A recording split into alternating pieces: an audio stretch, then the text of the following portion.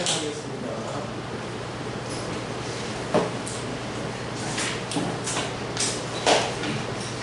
12페이지에 밑에서 6페이지에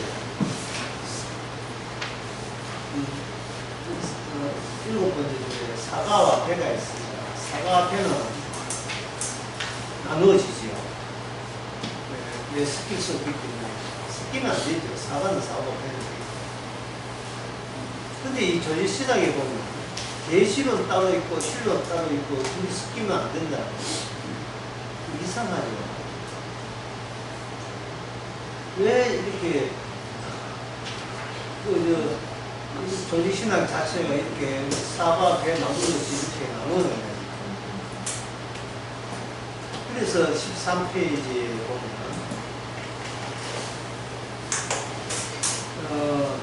섞어서 생각하면 안 됩니까? 틀립니까? 라고 이렇게 물었죠. 위에서 세 번째. 그런데 예수님은 계시론과 신명이 하나가 되고 있어요. 사람들은 나누었는데 예수님은 안 나누는 거예요. 그러면 여기서 뭘 할 수 있는가? 사람들의 생각과 구원하시려는 예수님의 생각과 구원받고자 하는 인간의 생각이 초반부터 서로 안 맞죠? 맞지를 않는 거예요. 인간은 요것 따지고 요것 따지고 요것 따져서 그걸 내가 조합해서 구원받겠습니다. 이렇게 하는 반면에 예수님께서는 따지는 것 없이 그냥 예수님 한 몸으로 그냥 오셨잖아요. 이제 볼게요. 인간은 저 천국이 있는데 이모 저모 따진대. 이모 저모 따진대. 이모하고 저모하고는 다르죠. 차이가. 이모 따지고 저모 따져서 내가 그것을 종합해서 나를 천국에 집어넣는다. 이런 반면에 천국에서 오신 예수님은 그냥 예수님은 그냥 왔어요. 이모 저모 따지는 게 아니고 나를 믿어라. 끝난 문제예요. 그건 인간 쪽에서 가면서 봅시다. 우리 쪽에서 인간 쪽에서 분석해보고요. 참 나쁘죠. 인간 쪽에서 분석해보고 인간 쪽에서는 분석해보고 내가 믿을만 하면 분석해서 믿을만 하면 믿겠습니다. 왜냐하면 나를 천국 보내는데 다른 후보감이 많아요. 부처도 있지요. 알라신도 있지요. 골라먹는 재미가 있잖아요. 종교가 한두 가지가 아니니까.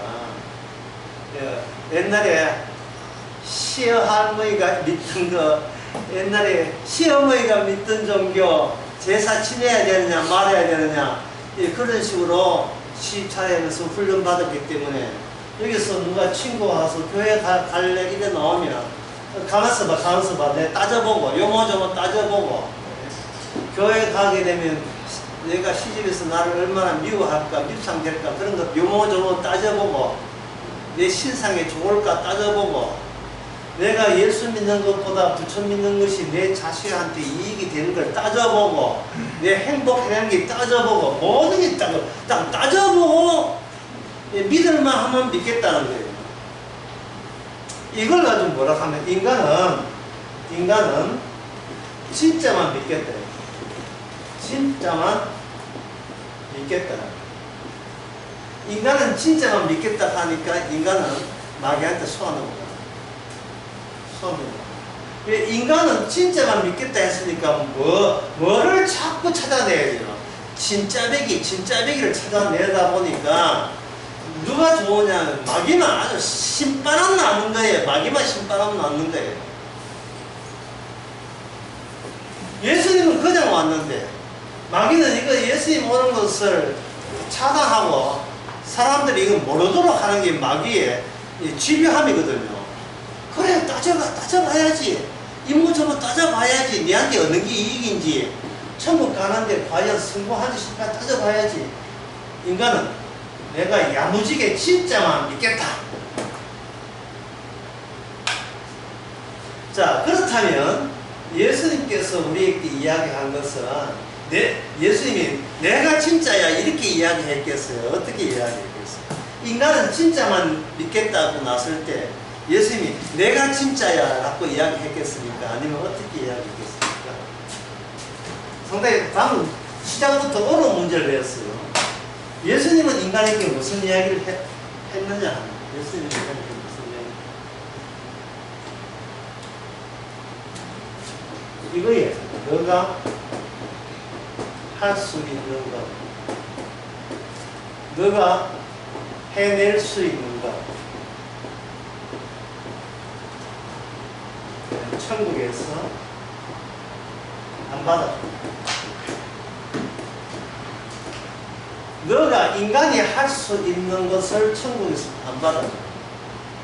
그러면 천국은 우리가 할 수 있는 것을 안 받아준다면 천국은 누가 할 수 있는 것만 받습니까?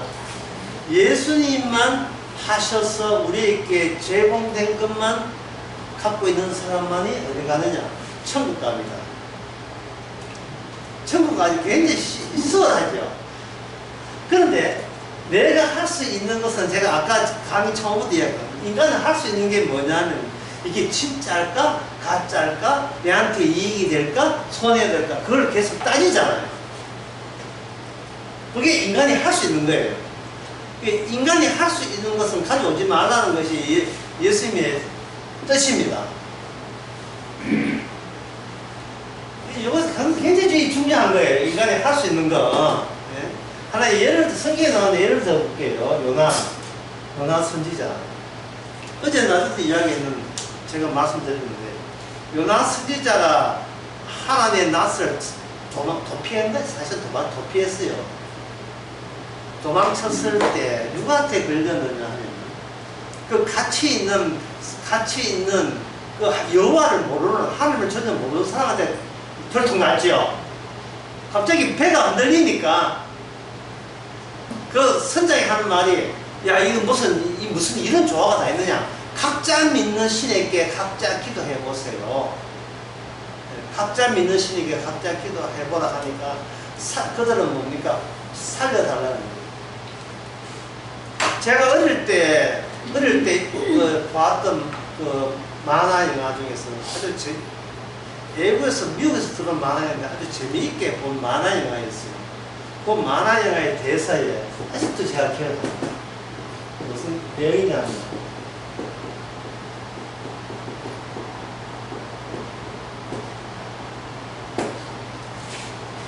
뽀빠이 살려줘요. 이 뽀빠이 만화 영화 본적 쓴 적이 있어요. 뽀빠이.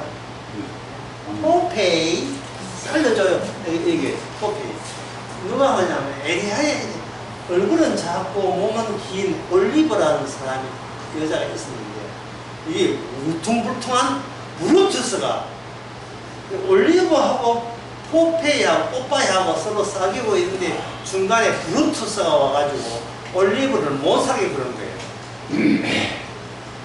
근데 평소에는 그 뽀빠이가 힘이 없어요.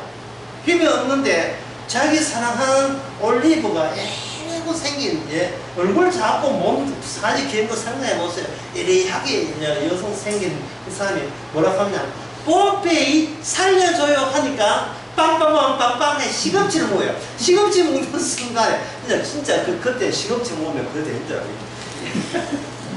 굴뚝굴뚝 근육이 생기면서 뽀빠이의 주먹 부위만 부풀어져가지고 그 울퉁불퉁한 브루투스를 한 방 치고 그 사랑하는 올리브를 쟁취하는 그런 에피소드가 계속 반복되는 만화 영화입니다. 장면이 그거 몰라요. 이 뽀빼 영화 안 봤어요. 그때 저보다 훨씬 지나시고 있어요. 사람들이 신에게 기도할 때 어떤 마음이냐, 요 마음이에요. 뽀빠이 살려줘요. 교회 새벽 기도할 때 내용이 뭡니까? 뽀빠이 우리 가정 살려주세요. 뽀빠이 살려줘요. 인간이 할 수 있는 것은 어디까지냐? 기도입니다. 각자 자기 신에게 할 수 있는 걸 기도해요. 그런데 그 요나에서 그 배에 잠들고 있는 요나가 드디어 깨었어요. 깨가지고, 야, 너는 왜 남들 다 기도 급하가 사태가 급해가지고 배가 뒤집어져서 지금 다 죽게 생겼는데 너는 뭐 팔자 좁게 자고 있느냐? 그래서 이 사단 누구한테 왔는지 제비 뽑기 해보니까 제비에 누가 뽑히냐 하면 요나가 뽑혔어요. 그때부터 추궁을 해 들어갑니다. 예, 기도하던 이 사람들이 야, 네가 밑에 신은 어디야? 네 고향은 어디야? 어디서 왔는데? 네가 왜 고향을 버리고 일로 왔는데? 이유가 뭔데? 쫙 낱낱이 신문을 해서 다 들통나 보니까 여호와를 피해서 도망치니까 여호와가 나를 체포하러 왔다는 이야기를 그 사람들이 듣게 됩니다.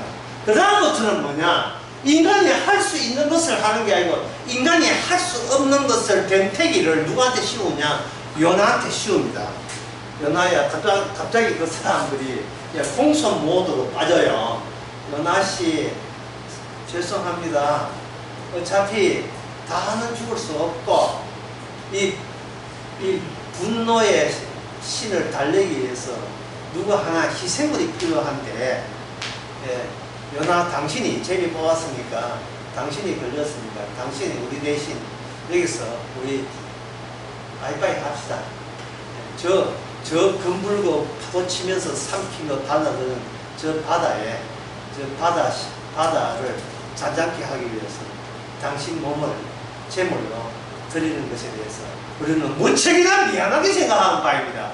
자, 희생물을 강요한다는 것은 그들은 스스로 희생물이 될까요? 안 될까요?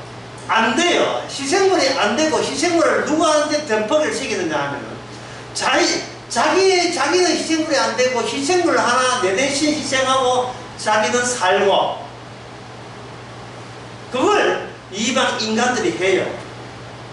어떻게 이야기 들어보니까 교회 다니는 사람들이 예수님을 어떤 식으로 생각하는지 딱 답 나왔죠? 예수님 뭐 하나님의 아들입니까? 예. 우리는 못하지만 예수님 해내니까 우리 대신 희생해 주시고 우리는 예수님 덕분에 죄 사함 받아서 천국 좀 갑시다! 라는 것을 교인들이 노골적으로 누구한테 요구해요? 예수님한테 요구하죠. 그게 복음을 아는 사람의 특징입니다. 복음 아는 사람은 그런 태도로 나오는 거예요. 어떻습니까? 너무나 이기주의 아닙니까? 얍삽하죠. 이 요나 꼴하고 똑같잖아요. 요나. 그래서 요나 죽어서 그 사람들이 그 풍랑은 잠잠했는데 천국 갔습니까? 요나를 물에 집어 던져진 그 사람들은 천국 갔겠어요? 안 가겠어요? 바다는 잠잠해서 자기 집으로 갔지만 구원은 받았겠어요? 안 받았겠어요? 안 받지. 그러니까 교회 교인들이 사고방식이 요나에 나오죠. 바로 요나를 물에 빠뜨리는 본인은 못하지만 내 대신 누구 희생 치르고 본인은 그 덕을 보겠다는 얍삽한 생각들 그 생각 가지고 인간들이 교회라는 종교를 만든 게 아니에요. 기독교의 종교 만든 게 아닙니다. 우리는 성경을 보면서 얼마나 우리가 어디까지 얍삽한지를 발견해야 돼요. 결국 요나의 죽음은 요나의 희생이 된다는 것은 거기서 인간이 할 수 있는 것의 한계 인간은 요거까지만 한다는 것 그걸 요나가 보여주는 거예요. 그러면 정답 해답 나왔습니다.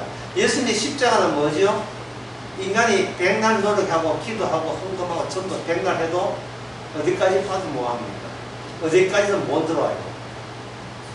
하나님 앞에 자신에서 저주받는 일은 인간은 못하죠. 그 대신 저주받는 대신 헌금하고 전도하고 교회 다니고 성공하고 이건 해줄 테니까 아버지로부터 저주받는 그 일은 나 안 할랍니다 라는 것이 인간들의 본심이에요. 그런데 예수님은 십자가에서 누구한테 저주받았어요? 아버지로부터 저주받았죠. 버림받았잖아요. 버림받은 거예요. 버림받은 거. 그래서 예수님도 이것이 감당하기 위해서 천사가 도와줘서 게세마네에서 기도를 세 번씩 했습니다. 할 수 있거든. 이 저주가 내한테 떠나게 하옵소서. 그러나 내 뜻대로 마옵시고 아버지 뜻대로 이 저주가 임하게 하옵소서. 아버지의 뜻대로. 이거는 비자발성. 아버지의 뜻대로 저주가 임하게 하옵소서. 주께서는 그것을 감당할 수 있습니다. 비자발적이지만 예수님 안에서는 이게 자발성으로 전해야 돼요. 예수님께서 이 게세마네 기도할 때 제자들은 자고 있었고요. 이건 무슨 뜻이냐? 인간이 할 수 있는 것과 인간이 하지 못하는 것을 예수님을 축으로 해서 분명히 둘로 나누어지는 거예요. 그럼 다시 묻습니다. 천국 가는 것은 누구의 공로입니까? 예수님의 공로죠. 예수님의 공로라는 말은 무슨 뜻을 전제하고 있어요? 인간이 내놓고 인간이 할 수 있는 것, 인간이 해낼 수 있는 것을 일체 하나님께서는 받는다, 안 받는다?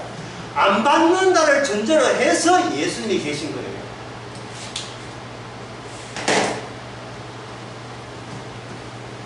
이제 여러분들이 여기 13페이지에 나오는 그 취지를 여러분들이 이제 아실 겁니다. 13페이지 이제 밑에서 네 번째 줄에 어릴 때부터 교회 다니는 사람들은 대대로 내려오는 기독교밖에 모릅니다. 목사님이 가르쳐준 기독교와 자기가 하는 종교성이 결합되어 있죠. 근데 이거는 뭐냐 하면 그 부모가 집안이 가르치고 시집에서 가르치고 부모가 가르쳤던 그 종교를 교회 가면서 내가 다니면서 믿는다. 이거는 인간이 자기 종교, 그렇게 연하를 바닷물에 집어 던졌던 그 비겁한 그 인간들이 각자 자기 신뢰를 할 수 있는 거, 그거 마음껏 발휘한 거죠. 이게 교회 다니면서 구분하는 게 아니죠. 그거는 자기 종교, 자기 삶의 환경을 그냥 답습한 거죠. 자기 환경을. 나 이런 식으로 커왔고 자라왔다는 거예요. 인간이 해낼 수 있는 것. 자, 인간이 해낼 수 있는 것을 어떤 것이 있는지 또 다른 예를 들면 이렇습니다. 여러분들의 장날에 5일장 같은데 여러분 가보셨죠? 요새 뭐 대구 시내에 5일장 불로등 5일장이 있어요. 불로등 있고 뭐 저저 매당동에 전전도 지금 있을 거예요. 장날에 갔을 때 여러분들이 무엇을 할 수 있습니까? 장터다, 좀 상인들이다 할 때 장날에 가가지고 뭐 나 아무것도 못하겠어 이럽니까? 5일장 가가지고 아니 신이 났지요. 다 내가 할 수 있는 거예요. 그래서 제가 그 불로동 5일장 가서 어떤 걸 파는지를 제가 항목을 한번 적어봤어요. 다는 아니지만 실제 볶음 땅콩 햄버거 패티, 햄버거 빵에 있는 패티를 파고 저 뒤에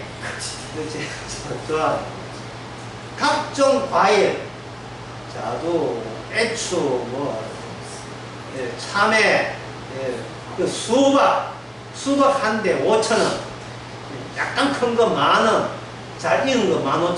그렇게도 하더라고요. 이건 들고 없어서 못 사지. 강내에 살는 거. 하여튼 하는 계절을 앞당겼어. 그 다음에 고디 가면 지금 동영상은 고디가 뭔지 몰라. 고디가 뭐죠? 표준말로? 다슬기. 좀 우리 표준말로 고디. 그 다음에 찌짐, 빈대떡, 1리터짜리 병에다가 담아놨던 식혜, 도넛, 꽈배기, 번데기, 납작만두. 자, 각종 그 고기, 가끔 물고기들 이런 거 같습니다. 그걸 보면서 나 못해 이러면 금방 보면 나 못해. 나 아무것도 할 수 이렇습니까? 네? 주머니 지갑에 돈 딱 보고 오늘 장 본다. 예, 오늘 가지 사고, 예, 콩나물 좀 사고, 채소 사고, 예, 오늘 한 일하잖아요. 거기다가 또 뭐도 있는가 보면 이명무이 모래까지 나와. 이명무이 모래까지 끌고 가면서 이게 바로 제가 방금 장터에서 인간이 할 수 있는 것, 그게 바로 뭐냐, 우리의 24시간의 일상생활입니다. 일상생활. 장터에서의 일과도 포함. 장터에서 일과에 포함되는 게 일상생활이, 일상생활은 우리가 못하는 게 아니고 일상생활은 너무너무 잘합니다.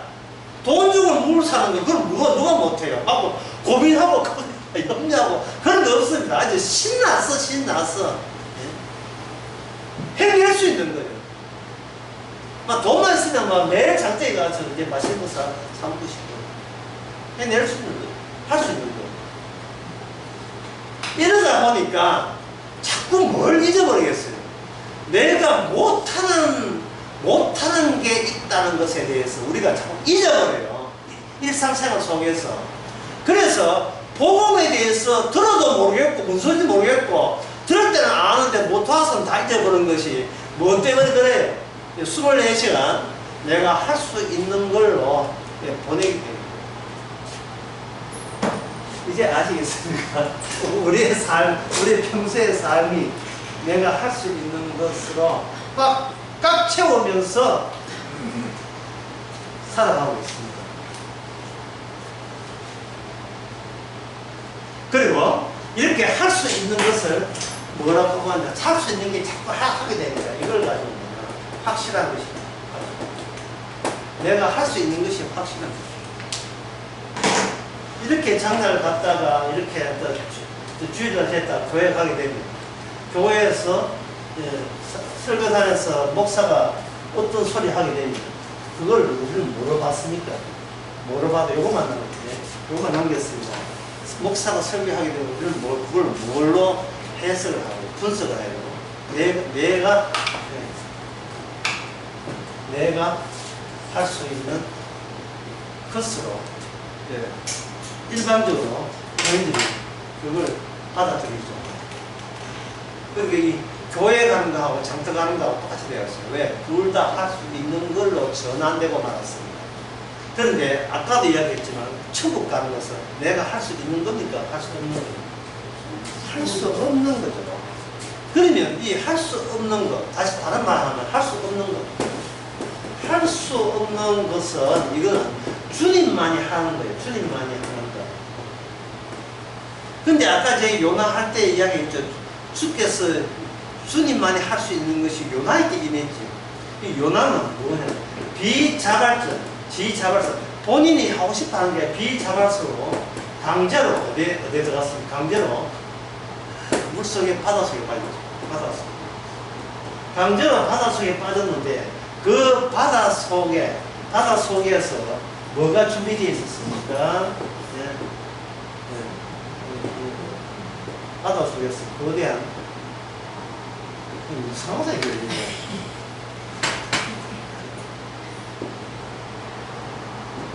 붕어, 거대한 붕어지만 아주 고래를 치고 바닷속에서 고래가 준비되어 있죠.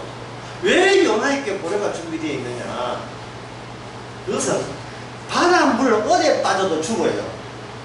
바다에 어디에 빠져도 죽는데 요나는 그게 바다의 어느 구석도 다 죽는데 요나는 이미 죽은 자잖아요. 죽은 자인데 어디서 죽느냐 하면 고래 배 속에서 죽잖아요. 그러니 요나가 이 안에 들어온다고 해요. 3개가 요 안에서.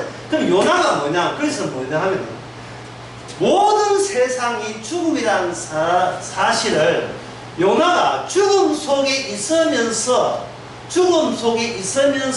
죽음을 이야기할 수 있는 새로운 사람으로 하고 요나가 바깥으로 물고기가 요나를 내뱉어버리죠. 요나는 이미 죽은 자지만 죽었다는 이야기, 이 세상은 죽음을 못 벗어난다는 이 사실을 토해져서 외쳐야 될 선지자가 되는 거예요. 그러면 이 물고기는 마치 누구냐? 물고기에서는 요나는 이걸 마태복음 16장 한번 봅시다. 마태복음 16장이 뭐예요?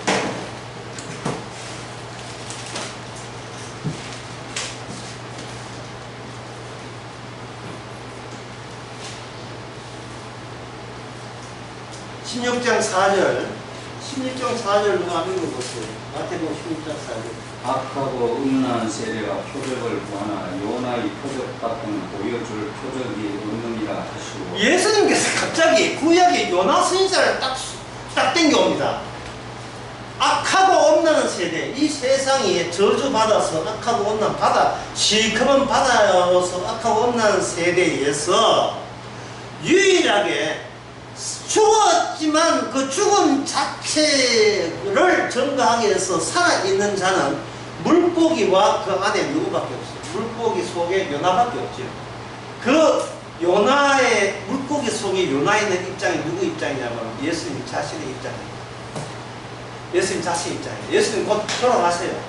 돌아가시지만 뭐를 증거합니까? 너희들이 나를 믿지 않으면 너는 이 세상에서 너는 지옥 가는 거야 라는 것을 증거하는 유일한 분으로 누구? 예수님이 일을 하는 거예요. 그러니까 다른 사람은 못하지만 인간은 못하지만 예수님은 십자가 속에 저주 속에 들어가서 요나가 물고기 속에 들어가는 것처럼 저주 속에 들어가서 세상의 진짜 진실, 참된 것, 진짜 세상의 진짜 형편을 제대로 이야기하는 것은 누굽니까? 예수님밖에 없죠. 예수님밖에 없습니다. 요나한테는 요나밖에 없어요. 그게 요나의 기적이에요. 요나의 표적이에요. 기적하면 뭐 내한테 이익 보려고 하는 게 기적은 이익이 아니고 예수님의 내용을 갖고 있을 때 나는 할 수 없는데 내게 천국 갈 수 있는 힘을 부여하는 그것이 기적이죠. 나는 할 수 없어요. 나는 비겁쟁이라서 못해요. 하지만 그런 나를 예수님이 내 속에 들어와서 우리를 증거하게 하는 거예요.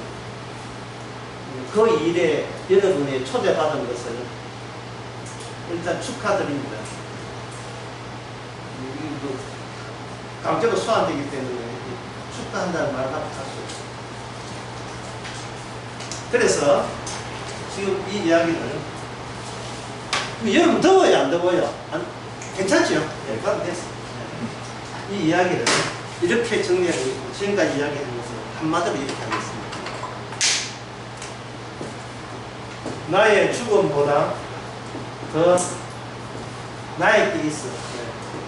나에게 있어. 나의 죽음보다 더 확실한 것은 없다. 나를 제외하고 전체를 봐서 가장 확실한 것은 예수님의 죽음, 십자가 죽음이 가장 더 확실한 거예요. 장날에 가가지고 삶은 강내에 사잡수고 찌짐 사잡수고 햄버거 패티 사잡수고 뭐합니까? 그날 밤 죽었구나. 예. 그래서 돈 주고 찌짐을 사는 것은 내가 할 수 있다, 확실하다, 이건 진짜다 라고 외쳤던 그 사람이 수박 사고 집에 가다가 수 엎어져가지고 죽고서는 진짜 확실한 것은 돈 주고 내가 할 수 있는 게 진짜가 아니라 지금 내가 죽음을 품고 하루하루 죽음에 가까이 가는 것, 이건 나에게 이거보다 더 확실한 것은 없어요. 그러니까 주께서 나를 부르시기 전에 나의 한계를 알아야 돼요. 내가 행함으로 구원받는 것이 아니라는 그 사실을 우리가 받아줘야 됩니다. 왜 하나님께서 나한테 전도, 성경 그런 것을 왜 안 맡기는가? 내가 불확실하기 때문에. 죽을 인간에게 못 뽑아내봐야 뭐가 확실하겠어. 확실한 것은 예수님의 십자가고 그 능력으로 구원받지 내 행함으로 구원받는 게 아닙니다.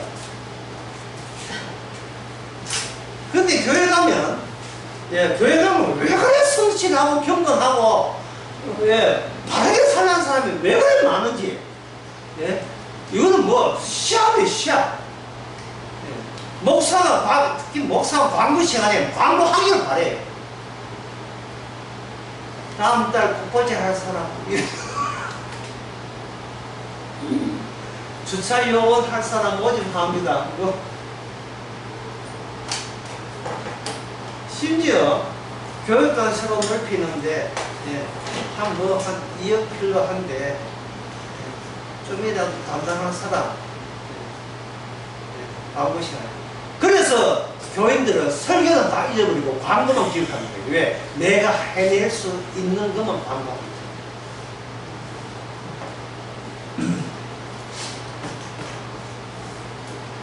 저는 광고께 할 게 있을까?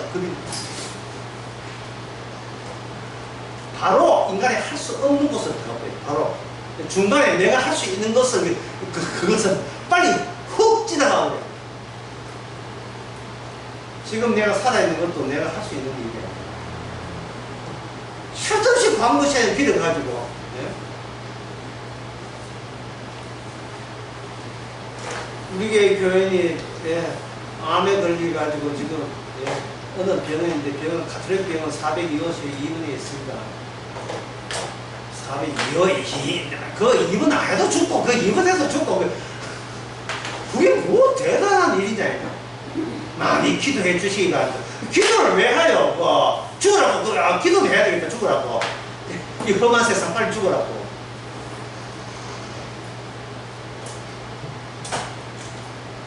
결국 여러분들이 교회를 몇십 년 다니는 모르겠습니다만 그 교회 수십 년 다니면서 회상해보세요. 추억해보세요. 모조리 다 뭡니까? 인간이 해낼 수 있는 거잖아요. 인간이 해낼 수 있는 거. 성교비가 예상보다 많이 안 들어옵니다. 빨리 내주세요. 이거 전부 다 해낼 수 있는 거예요. 장터에 가서 물고 사는 거 똑같은 할 수 있는 거예요. 그러나 말씀은 인간이 할 수 없는 것에 우리가 마음을 줘야지. 할 수 없는 것에. 자, 그렇다면 이제 여기부터 좀 어렵게 시작해요. 그러면 할 수 없던 것을 한다면 그럼 내가 할 일을 그럼 누가 한단 말인가? 이 질문에 대해서 여러분들 뭐 답변할 마음에 준비가 되어 있죠. 내가 할 수 없는데 그럼 누가 한단 말인가? 여러분 답변 되죠. 예수님이 하시기 전에. 그러면 구약 때는요? 예수님이 이 땅에 오시기 전에 구약 때는 누가 하죠? 크겠습니다.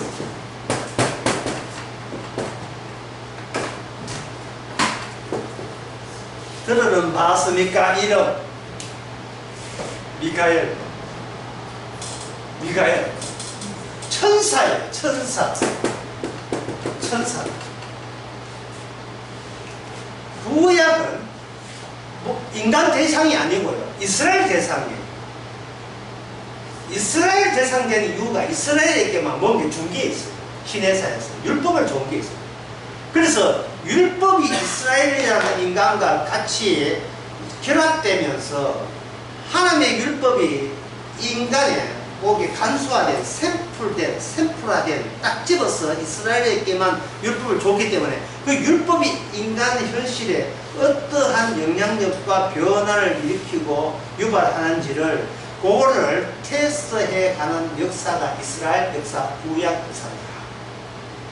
다른 우리 이방인들 단골에 가서 아무 상관없어요. 이스라엘과 관련된 겁니다. 그러면 하나님의 뜻이 무엇인가를 알려면 율법과 이스라엘의 그것을 같이 했던 이스라엘이 율법에 의해서 어떻게 망가지고 어떻게 변화가 일어나고 어떤 식으로 고백하고 있는지를 그걸 파악하게 되면 하나님의 말씀 안의 내용, 율법 안의 내용을 파악하게 됩니다. 결론적으로 그는 망했죠. 율법을 받으면서도 율법 내용을 몰라서 망한 겁니다.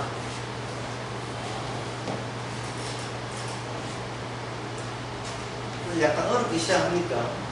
자, 그러면 여기 미카엘 천사인데요. 그러면 구약 때 천사가 왜 이스라엘에게 왜 나타나는 거야? 이스라엘이 망했거든요. 미가엘 천사는 이스라엘 망은 안 되어 와요. 한번 볼게요. 이스라엘은 어떻다? 망했다. 이스라엘은 망했어요. 이스라엘은 망했지만 이스라엘 속에 뭐 준 게 있죠. 하나님의 말씀 또는 언약 또는 율법 어떤 거라 괜찮아요. 약속 어떤 게 이스라엘은 망했다. 근데 이스라엘 속에 있는 하나님의 계획은 근데 적어야 돼요? 적지 말아야 돼요? 이거 계획은 성취해야 되겠죠. 그래서 누가 이스라엘은 망했으니까, 그리고 율법은 이스라엘에게 주고 이방 나라 한 게 아니니까 이방 나라는 관여 못해요. 이스라엘은 당사자 이스라엘이 못했으니까 이스라엘은 망한 게 마땅한데 하나님의 계획은 여기 망쳐졌으면 안 된다. 그러면 여기에 누가 하느냐? 미가엘이 투입되는 겁니다. 언제만? 구약 때. 성경을 보겠습니다. 다니엘 12장 1절. 그때에 내 민족을 호위하는 대군 미가엘이 일어날 것이요. 여기 그 미가엘이라는 말이 이 다니엘에 이제 처음 등장하는데, 그 전에 그 야곱이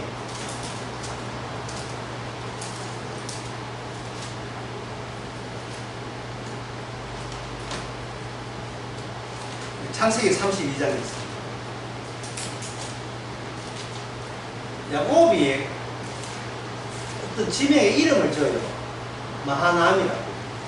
거기 창세기 32장에 야곱이 길을 가다가 하나님의 사자들이 그를 만났다. 야곱이 그들을 볼 때 이르기를 이건 하나님의 군대라 하여 이름을 마하나임이라고 했다. 그것도 떼쓰리예요. 천사 떼쓰리. 근데 그들이 하는 기름은 뭐냐? 하나님의 군대예요.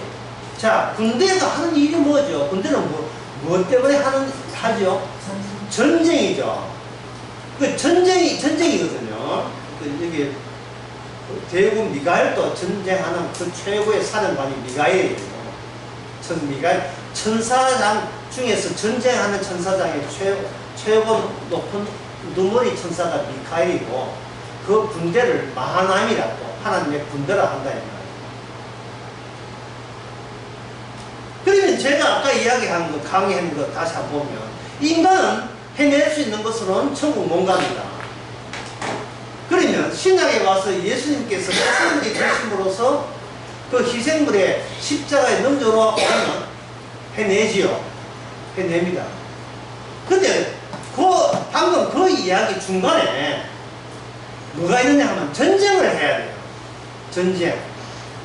그 전쟁은 하나님의 언약으로 맺은 백성은 주님께서 책임지고 건진다는 것을 위한 전쟁.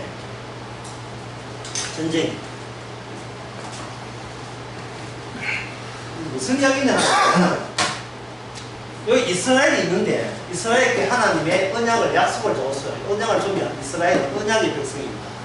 이스라엘은 언약의 백성이에요. 언약의 백성인데 이스라엘은 하나님의 언약을 감당 못해요. 그래서 망해야 마땅하잖아요. 그런데 여기 이스라엘을 대신해서 요 언약을 지켜주는 요 군대가, 이스라엘은 이제 망했으니까 이스라엘 군대를 못 지키고 어떻게 됩니까? 하늘 군대 마하나임이 언약을 가지고 자기 백성을 지켜주는 거예요. 자, 이게 전쟁입니다. 그러면 이 이스라엘을 공격하는 이쪽은 누구의 적이 되겠어요? 이스라엘의 적인 동시에, 언약의 적인 동시에 뭐의 적이 되겠습니까? 하늘나라 마하나임의 이 적들이 되겠죠. 이 적들이 뭐냐? 이방민족이에요. 구약 때 이방민족입니다. 이방민족의 특징은 뭐냐? 뭐가 없는가? 약속은 영원한 언약이 없어요. 하나님 주신 약속이 없다고. 아까 요나가 보호 받았잖아요. 죽어야 되는데 요나가 물고기 뱃속에서 했지요. 그 요나 때문에 그렇습니까? 요나가 해야 될 언약 때문에 그렇습니다. 요나가 선지자서 하나님의 율법 언약을 지켜주기 위해서 하나님이 그렇게 살았죠. 집단적으로, 개인적이 아니라 집단적으로 이스라엘을 언약을 살리기 위해, 언약의 공동체를 살리기 위해서 하나님, 미카엘이라는 하나님의 군대가 동원하는데, 다니엘에 와서는 그게 뭐냐 하면, 미카엘이 되고. 그럼 다니엘에 오게 되면, 이건 야곱이고요. 야곱 때는 하나님 오는데 이스라엘 자체가 완전히 이게 망했어요. 그렇게 이스라엘 속에 뭐가 들어왔습니까? 이방 나라 민족의 힘이 돼. 이방 나라의 힘이 이스라엘을 전부 다 쪼개고 점령을 한 거예요. 그러면 미가엘은 뭐냐 하면 쪼개진 요 언약의 일부를 갖고 있는 자기 백성을 이방 나라의 힘을 뚫고 이걸 자기 언약대로 건져내는 일을 미가엘 천사가 하는 겁니다.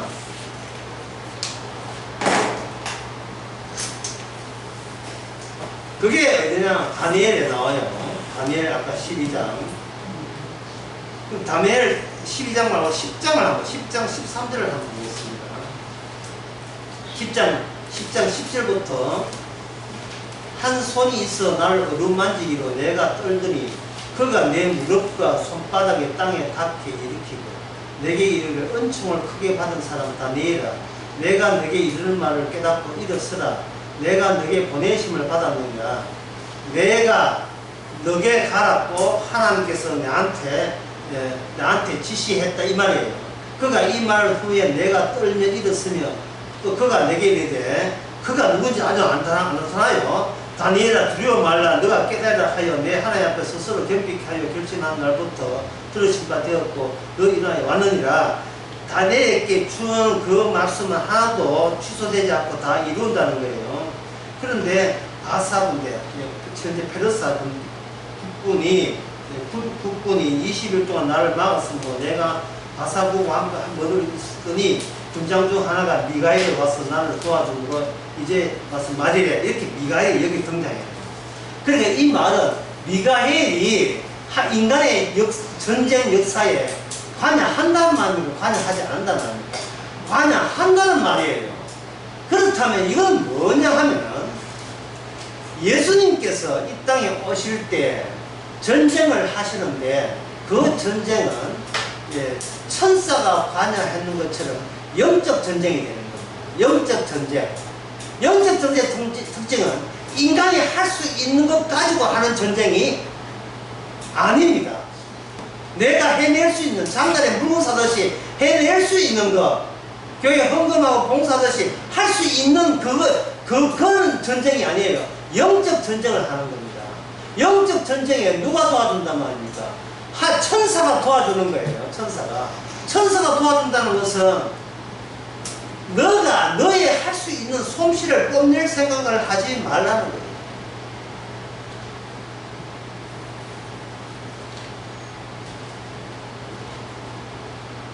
마가복음 6장 49절을 한번 보겠습니다. 마가복음 6장 49절. 제자들이 그의 바다 위에 올라왔을 때 유르인가 하여 소리 지르니 저희가 다 예수를 보고 놀라며 노제목입니다.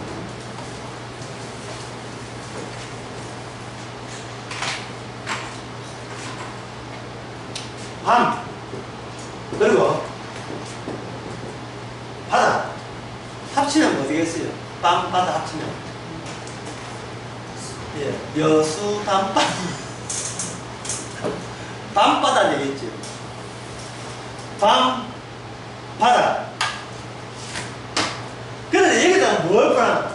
어떤 미지의 인물이 바다 위를 걷다.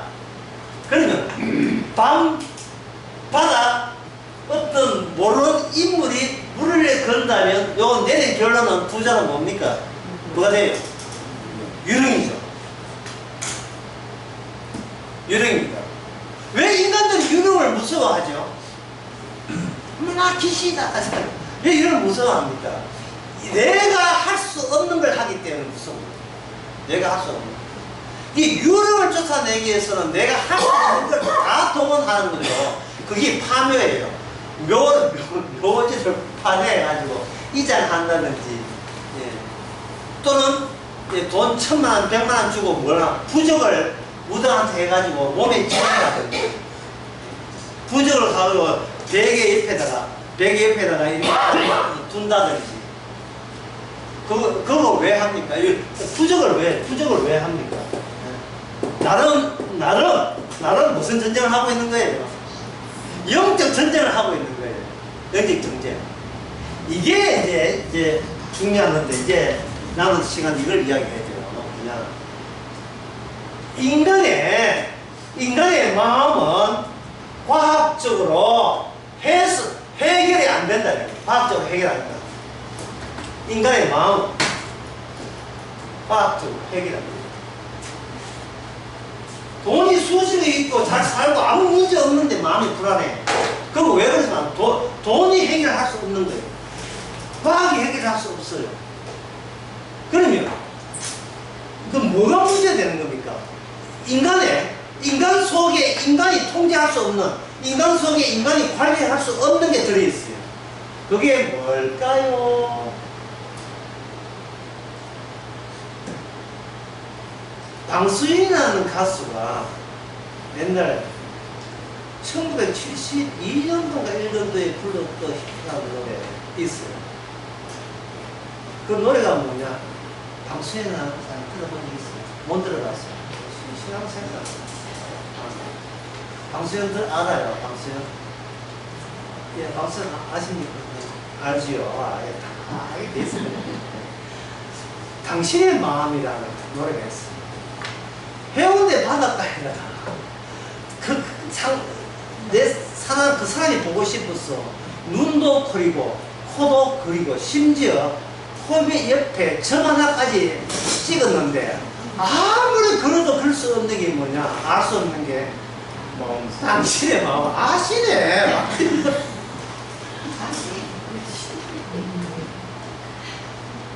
마음은 내 마음이 모든 건 나는 내 마음도 할 수 있어. 시계 풀 수 있고 뭐 잡을 수 있고 머리 감고 다 할 수 있는데 장에 가서 찌짐 사고 다 할 수 있는데 도저히 통제가 안 되는 게 내 안에 그 중앙에 차지하고 있어. 그게 뭐냐? 내 마음입니다. 예레미야 17장 9절에 만물보다 심히 부패한 것이 사람의 마음이라고 했어요. 더러운 것이 천하보다 더러운 것이. 이건 뭐 갖다 버릴 수도 없고 빼낼 수도 없는 것이 떡 이렇게 안방 차지하고 있는 게 우리의 마음이에요. 그래서 말씀 듣고 말씀대로 살고 싶어도 꿀떡 같아도 이게 안 돼요. 될 수가 없습니다. 왜냐하면 마음은 내가 내 원하는 대로 마음이 안 따라져요. 그래서 잠언서 16장 32절에 보면 이런 말씀 나와요. 사람이 자기 마음을 다스리는 것이 성을 얻는 것보다 더 어렵다는 거예요. 성을 얻는 것. 성을 빼앗기고 얻는다는 것은 옛날에 전쟁 방식이었죠. 돈을 얻고 빼앗기고 전쟁. 예? 자영업 하면서 한 번 보려고 애쓰는 거 다 전쟁이죠. 무슨 전쟁? 생존 전쟁, 삶의 전쟁, 삶의 전쟁. 그래서 돈 벌어서 가게 하나 인수하고 드디어 승리했다 할 수 있어요. 그러나 어떤 옆에 있는 가게를 인수해서 확정하는 건 할 수 있어도 그것보다 자기 마음을 다스리는 것은 옆에 있는 성을 빼앗는 것보다 더 어렵다 이 말입니다.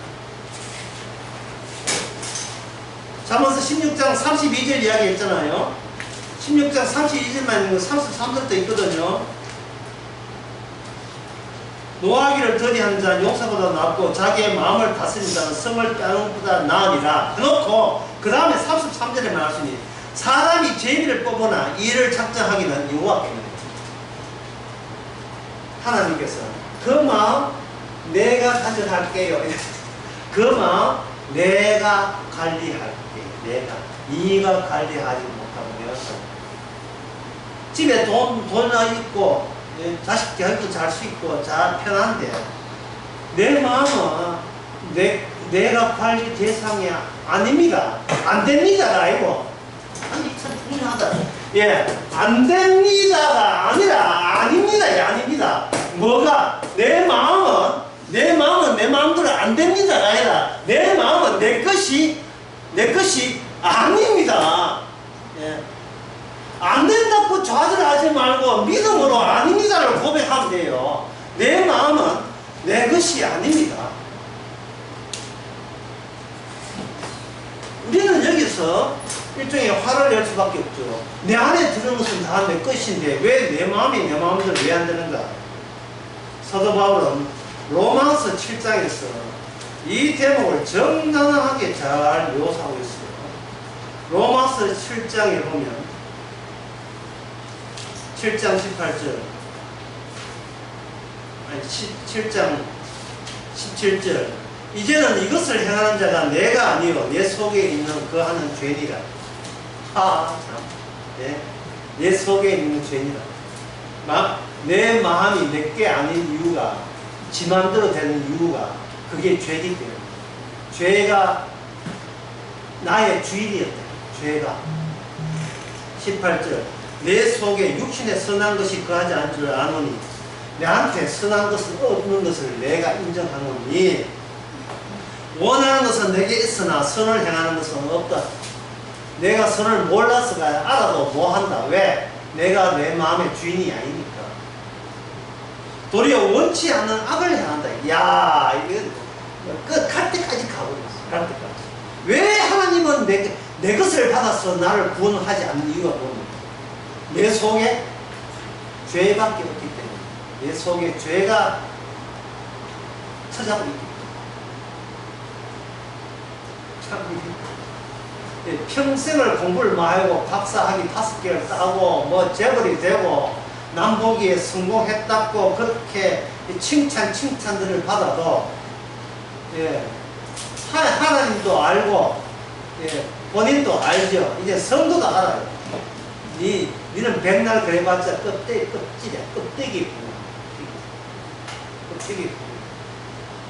제가 그런 예를 들은 적이 있어요.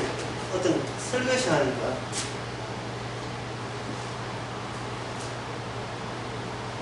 냄비가 이래 있는데 냄비가 있는데 뚜껑 없는 냄비가 있는데 냄비가 부엌에 있는데 자꾸 움직여요.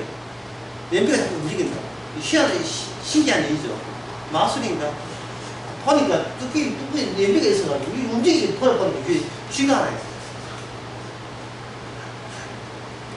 우리는 냄비 뚜껑에 우리가 글싸게 내세우는 것은 뭐 집 사고 자고 뭐 지금 냄비 뚜껑이에요. 그 안에 뭐가 들어있어요? 쥐새끼들. 이거는 내 마음대로 되질 않아요. 되질 않아요. 그래서 그럼 사도 바울, 성령 받은 사도 바울은 그럼 당신은 어떻게 해결했습니까? 갑자기 궁금해지지 않습니까? 사도 바울은 이런 고백을 합니다. 7장 24절에 오호라 탄식하는 소리입니다. 아이고 탄식한다 이 말이에요. 오호라 나는 곤란한 사람이다. 나는 내게 곤란한 사람이다. 내가 어떻게 손대의 대상이 안 된다. 나는 내게 대해서 내가 어찌할 수 없는 대상이다. 어떻게 할 수도 없다. 돈의 문제가 경제 문제가 아니에요. 이게 노력을 안 했어가 아닙니다. 근원적으로 내 인생에 대해서 내가 책임 못 지는 처지에 있어요. 뭐 50년을 교회 다니고 복음을 알고 뭐 백날에도 소용없어요. 신학교를 나오고 목사가 되고 목사 되지 몇 년이 되고 개척교회 몇 군데를 하고 아무 데도 소용없어요. 이거는 곤란한 사람이다. 네, 공부한 사람이다. 그래 놓고 하는데 이 사망의 몸에서 야 오늘 제목은 이걸 해야 자기 자신을 뭐하냐 인간의 명찰이 있다면 예, 명찰 보통 성 있고 뒤 이름 달잖아요. 예, 최씨를 합시다. 여기 최씨 박씨 없는 분들 박씨를 합시다. 성은 박이요 이름은 사망이에요. 박사망입니다.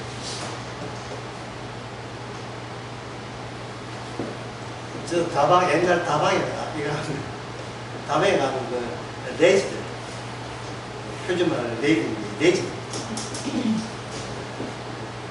우리 나이 때 다방이 커피숍 어울리잖아요. 다방 레지 맞아 이게 여기 혹시 최 사장님 박 사장님 계십니까? 정확하게 박사망에 몸 계십니까? 곧 죽을 분 계시기 때문에 사망의 몸. 인간은 어린애도 사망의 몸, 전부 다 사망의 몸이에요. 사도 바울은 성령을 받았어. 내가 누군지를 알았어. 그게 성령 받은 사람의 한계의 특징입니다. 그 성령 받아야만 알 수 있는 자기 자신의 한계입니다. 내 행함으로 구원받지 않는 이유를 알게 된 거예요. 죄가 내 행함 속에 섞여서 나옵니다. 수잡고 더러운 것만 나와 밖에 나오지 않는 거예요. 이 자기 자신을 사망에 놓고 여기서 사도 바울은 뭘 아느냐?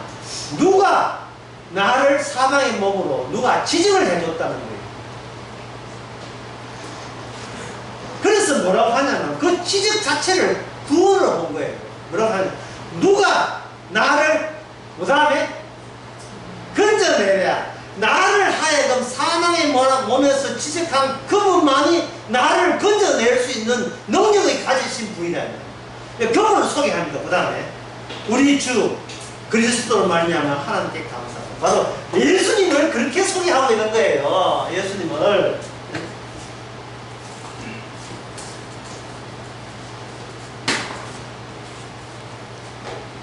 그러니까 자기 자신의 명찰에 사망의 몸인데 여기서 목줄을 해서 누가 등장하는가? 예수님이 보이지 않으니까 미천사처럼 모든 군에 있는 천사에 보이지 않는 영적 전쟁이에요. 천사처럼 계시는 미가엘도 안 보이잖아. 천사처럼 계시는 예수님이 나를 이렇게 사의 몸으로 알려줬다는 것은 이미 연결돼 언약적으로 이미 구원을 받았다는 거예요. 그래서 뒤돌아보면서 누굴 소개하는가? 예수님을 소개하고 있는 거예요. 그래서 성령을 받으면 땅끝까지 누구의 적용된다? 예수님의 적용된다. 이게 바로 성령 받은 사람의 관계입니다. 그런데 이 한국교회에서 이상하게 돼가지고 이 관계가 끊어진 것 같아요. 끊어지고 예수님 관계예요. 갑자기 사망의 몸이 이게 잘난 의로운 몸이 되고 말았어요. 그러면 누굴 증거하겠어요? 예수님 덕분에 내가 잘났다가 되어버려요. 그러면 그 사람한테는 로마서 7장 24절과 25절을 지워버려야 됩니다. 로마서 7장 사망의 몸과 같은 짝을 이루어질 경우에만 오호라 주님이 돼요. 주님께 감사가 돼요. 이런 사람은요, 감사가 아니고 이런 사람은 노력이 되고 예수님이 돼요. 악자같이 구원받으려고 아주 발악을 하는 사람이에요. 이 사람한테는 만족함이 없습니다. 성경 이용해가 같이 천당하려고 애쓰는데 그게 무슨 만족해요? 늘 결핍을 느끼는데요. 그래가지고 그 사람도 어떻게 입을 느끼냐? 내 마음아, 이 성령 받았지. 네가 알아서 주께 영광 돌리고 나밖에 바르게 살아야 돼. 혼자 하면 안 돼. 자기가 자기 마음을 계속 관리하고자 하는 거예요. 그러면 누가 신났어요? 누가 신났어요? 마귀가 신났어요. 예. 천국 가지도 못하면서 천국 간다고 예, 완전히 환상을 집어넣어놨이 뭐 완전히 그 자기 반이죠.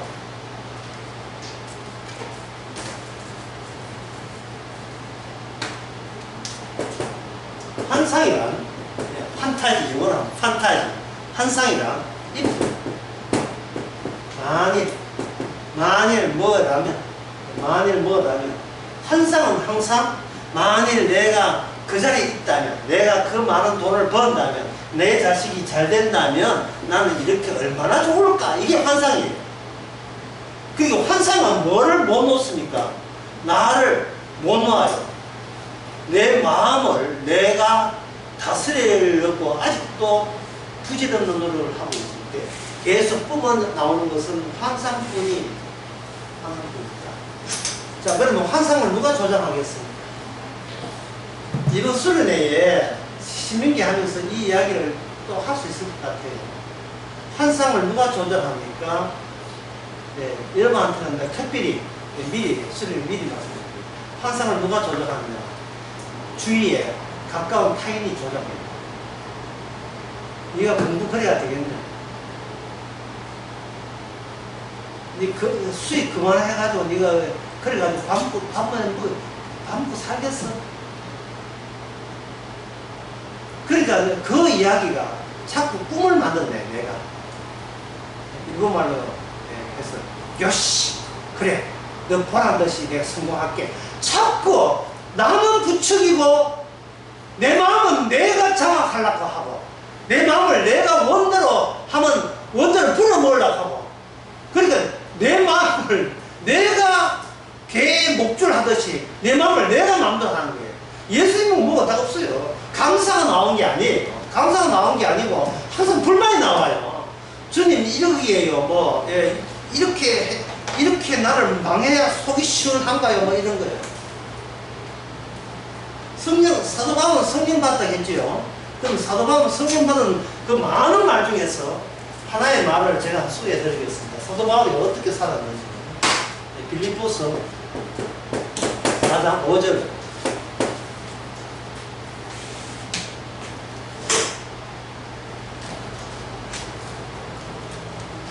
한번 적어볼게요.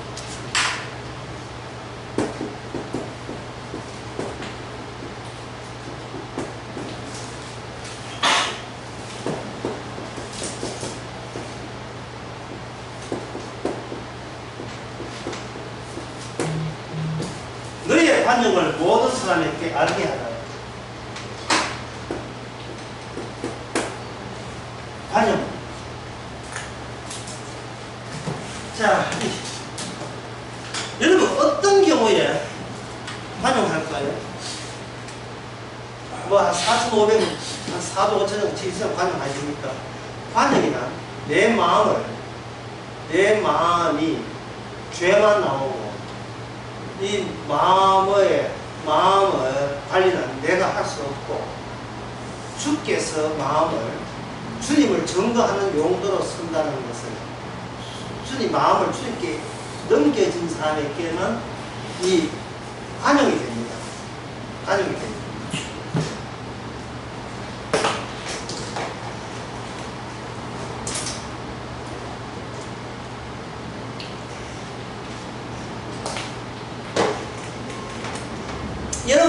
여러분 마음이 어떻습니까? 관용해주고 싶어요. 아직 하고 싶어요. 관용해주고 싶죠. 그 방법 알려드려요.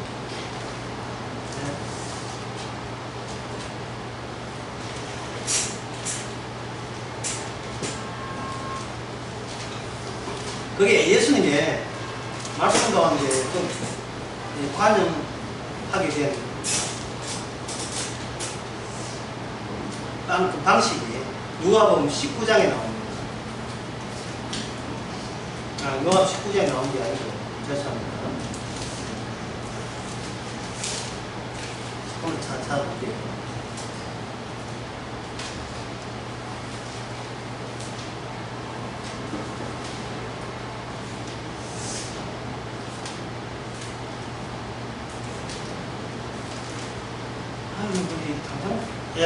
누가복음 7장에 나옵니다.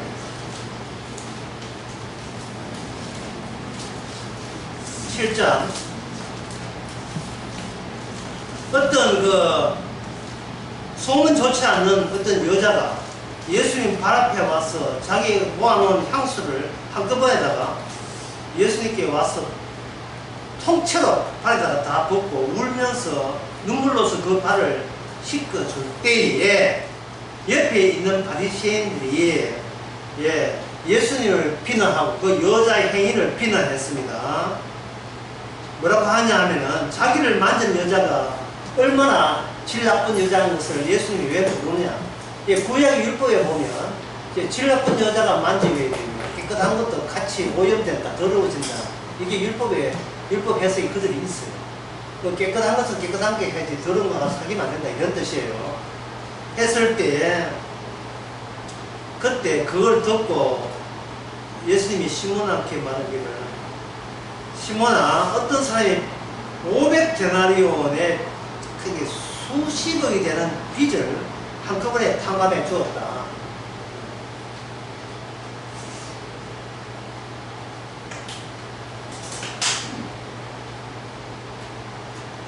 탐감해 주었는데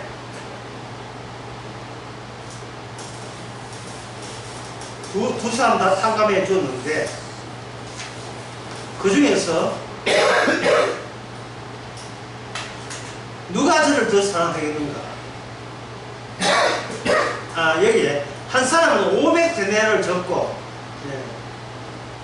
하나는 50데나리를 줬는데 500과 50, 10분의 1을 됐는데 10분의 1을 갚아준 것과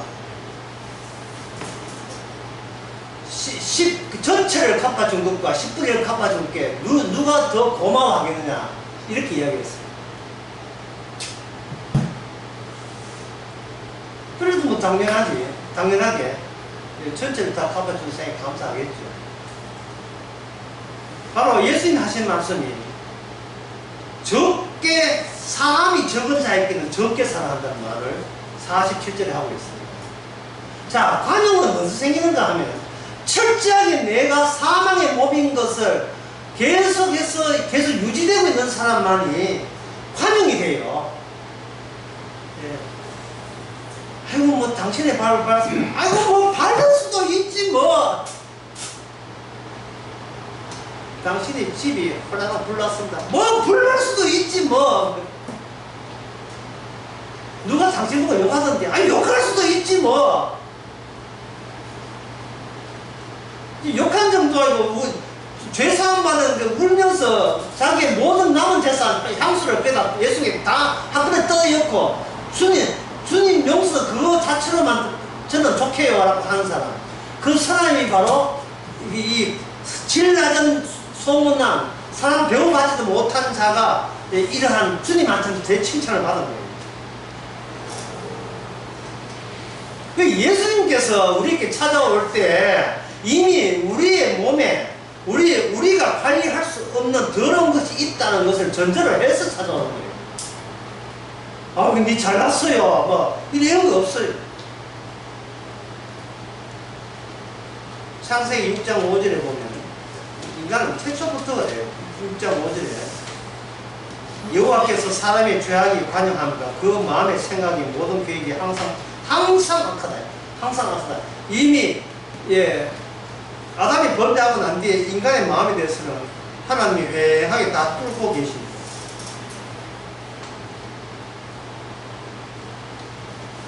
시편 65편 3절에 보면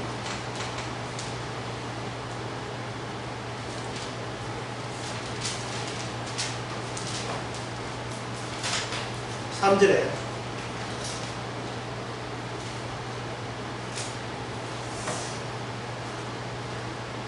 주여 모든 육체가 죽게 나오리라. 죄악이 나를 이겨 싸우니 죄악이 나를 이겨 싸우니 우리의 죄가를 주께서 사하시리라. 여기 나보다 뭐가 더 세다, 죄가 더 센 죄에 대해서 내가 할 수 있는 건 없고 주께서 오셔서 이 죄를 사해 주는 것 외에는 다른 대책이 없다 이 말입니다. 시편 90편 8편에는 이 말을 좀 길게 이야기했습니다. 시편 90편 8절에 이거는 약간 이제 설명이 필요해요. 길기 때문에. 어떤 설명이 필요한가?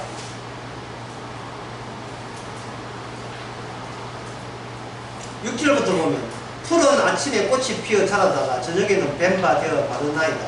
우리는 주의 노에 분노죠. 주의 분노에 소멸되며 주의 분내심에 놀라나이다. 주께서 우리의 죄악을 주 앞에 놓으시며 우리의 은밀한 죄를 주의 얼굴빛 가운데 두셨사오니 우리의 모든 날이 주의 분노 중에 지나가며 우리의 평생이 일시간에 다 하였나이다. 자, 여기 좀 길기 때문에 설명이 필요하겠죠. 이번 신명기 순례를 하는데 신명기 주제도 이 주제예요.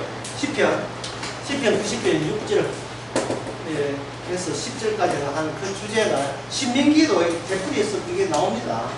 이게 뭐냐 하면 인간이 소멸하는 이유, 인간이 소멸해야만 하는 이유는 어디에 있다? 마음에 있다는 게 마음. 우리가 다룰 수 없는 우리 마음 문제 때문에 육체가 소멸한다는 거예요. 마음이 썩어서 육체도 썩어간다는 겁니다. 그러면 여러분 생각 어떻습니까? 마음만 고치면 뭐가 되겠죠? 마음만 고친다면 우리는 새로운 몸으로 부활되겠죠. 아니, 이 원칙이 얼마나 간결해요. 간결하고 담백하고 명백합니다. 우리 마음은 우리한테 있어요. 그래, 이 썩은 마음 가지고 예수 믿고 해도 소용없어요. 예. 그러니까 예수 믿는다고 구원받는 게 아닙니다. 이 왜 시작을 어디부터 해요? 썩은 마음부터 시작한 그 예수가 진짜 예수겠어요? 가짜 예수지요. 아까 이야기하는 거 다시 해보세요. 사도 바울이 성령 받았잖아요. 성령 받은 사도 바울이 로마 7장에서 뭐 합니까? 주께서 성령을 통해서 알기 때문에 내가 이미 무슨 몸? 내가 이미 사망의 몸, 합당하게 사망의 몸이라는 사실을 성령 받았기 때문에 자기 자신을 발견한 거예요. 자기가 개발해서 안 게 아닙니다. 자기가 연구해서 안 게 아니에요. 내가 누군지 스스로 마음이 자기 마음이 벌써 엉터리인데 그 엉터리 마음 가지고 무슨 진료가 나옵니까? 전부 다 자기 의료밖에 안 나오죠. 그래서 이 교회 다니는 사람들, 교인들을 보면 그 마음이라는 그 태도 보면 본인이 개발했는지 아니면 성령이 찾아왔는지는 그 사람의 모든 마음과 행동을 통해서 그게 명쾌하게 드러나요. 결국 그 성령 얻은 사람은 누구 자랑하게 되겠습니까? 자기 신앙 자랑하게 되겠습니다.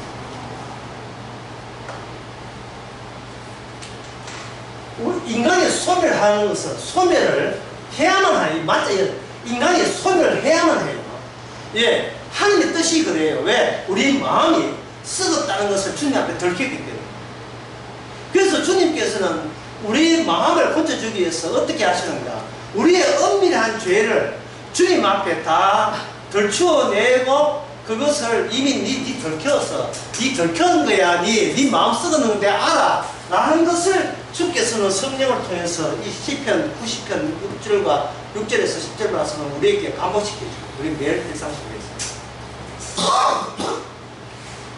하여튼 되게 까불어. 예, 늘 까불하거든요. 이 까부는 것은 본인도 알아. 그런데 주께서 우리를 통과하시는가? 이 죄를 그냥 용서하는 게 아니고 죄를 하나님의 분노와 하나님의 저주와 심판과 하나님의 격분 속에 우리를 통과시킵니다. 우리를 통과시킵니다. 격분 속에.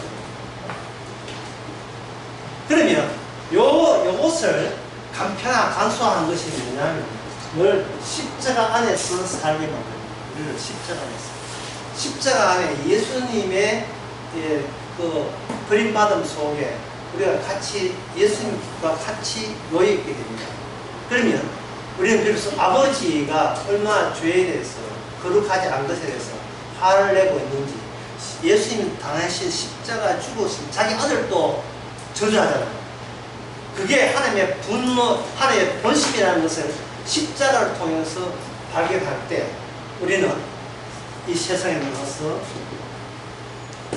환영하게 됩니다. 모든 것에 대해서 용납할 수 있어요.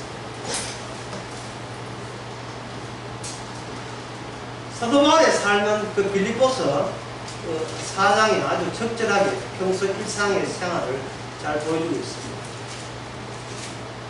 4장에 보면 내가 11절에 보면 내가 궁핍에 대해서 말하는 것이 아니라 내가 어떠한 형편에 있든지 내가 어떠한 형편에 있든지 간에 내가 자족하기를 배웠노니 내게 비천에 처할 줄도 알고 풍부에 처할 줄도 알아. 모든 일이 배부르며 배고픔과 풍부가 궁핍에도 일체의 비결을 배웠노라.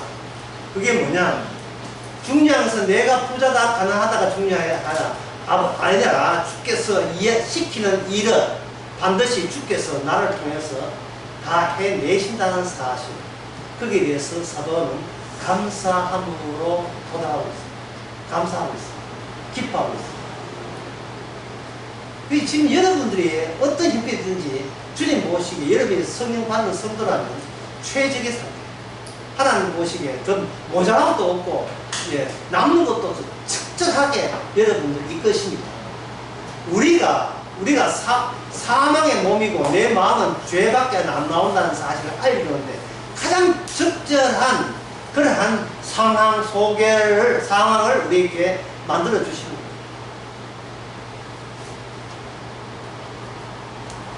거예요. 자, 끝으로 시편 90편 마저 설명을 마치겠습니다.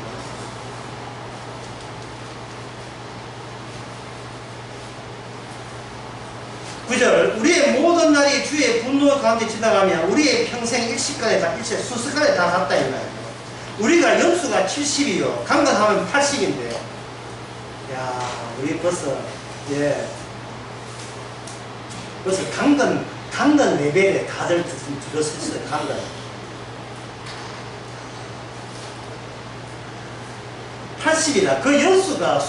그 연수에 우리가 내세울 것은 수고와 슬픔뿐이요.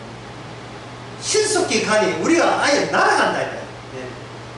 누가 주의 노래의 능력을 알면 누가 주를 두려워하여야 할진데 주의 진노를 알리니까 우리나라의 계수함을 가르치사 지혜의 마음을 얻게 하소서. 내가 언젠가는 죽고 그 죽는 이유가 내가 품고 있는 죄에 대해서 하나님 분노해서 우리를 죽인다는 이 사실이 기쁨으로 바뀌기를 원하는 거예요. 왜? 갖고 있으면 안 되는 몸이기 때문에 주께서 교체하려는 거예요. 그 교체의 몸은 예수님께서 사람한테 죽고 십자가 부활해야 부활된 그 부활의 영체가 바로 교체될 우리의 몸이 되는 겁니다. 우리의 육체가 되는 거예요. 얼마나 고맙습니까? 우리가 죽는다는 게 신바람 2박사가 아니라 우리는 장례식장에서 우리 희망을 만나야 돼요. 희망을 봐야 됩니다. 주여 저도 저렇게 죽일 거죠? 그죠? 우리가 소멸될 날이 언젠가는 있겠죠? 손꼽아 기다리겠습니다. 내가 죽을 날을 사도 바울의 소망이요 우리의 소망이기를 바랍니다. 하나님 아버지 우리의 형편을 말씀을 통해서 다시 알게 하옵소서. 저희들 뭔가 착각하고 있지 않았는지 환상을 속에 살고 있지 않은지 이제는 진짜 진실과 참된 십자가 안에서 모든 것을 발견하는 주의 성도가 되고 주의 백성이 되고 주의 정인 되게 하옵소서. 예수님의 이름으로 기도합니다.